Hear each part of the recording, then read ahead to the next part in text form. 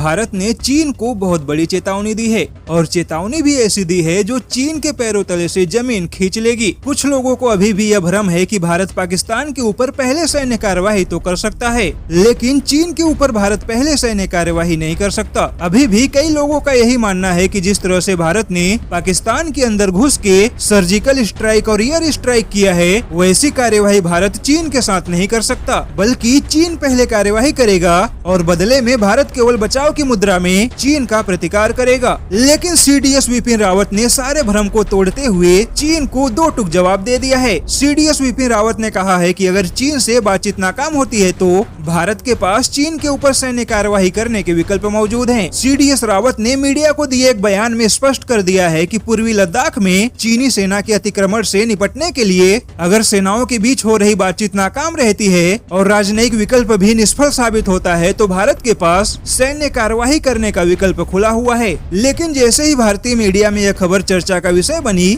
उसके कुछ घंटे बाद ही चीनी मीडिया ने भारत को धमकी देते हुए कहा कि चीन कोई म्यांमार नहीं है जहां पर भारतीय सेना आसानी से कार्यवाही करके वापस चली जाएगी। हालांकि चीनी मीडिया पाकिस्तान का भी उदाहरण दे सकती थी, लेकिन चीनी मीडिया ने पाकिस्तान के साथ अपने रिश्ते को देखते हुए 2015 में भारतीय सेना द्वारा म्यांमार के अंदर घुस के कार्रवाई करने का जिक्र करते हुए म्यांमार का ही एग्जाम्पल देना बेहतर समझा। लेकिन इसी के साथ चीनी मीडिया ने भारत को रूस के साथ चीन के बढ़ते व्यापारिक संबंधों का भी धौंस दिखाने की कोशिश की है। चीनी मीडिया ने कहा है कि भारत चीन के ऊपर सैन्य कार्यवाही करने के सपने देख रहा है, जबकि रूस ने चीन को अपने देश के अंदर 5G टेक्नोलॉजी के विस्तार की खुली छूट दे दी है, जिससे यह साबित होता है कि चीन एशिया में अकेला नहीं है। चीनी मीडिया ने शायद यह दिखाने की कोशिश की है कि अगर चीन और भारत में युद्ध होता है तो कहीं न कहीं रूस का समर्थन भारत को नहीं बल्कि चीन के पास होगा। वैसे रूस ने पहले ही संकेत दे दिया है कि अगर चीन और भारत में हालात बिगड़ते हैं और युद्ध की नौबत आती है तो ऐसे में रूस मध्यस्थ की भूमिका तो निभा सकता है,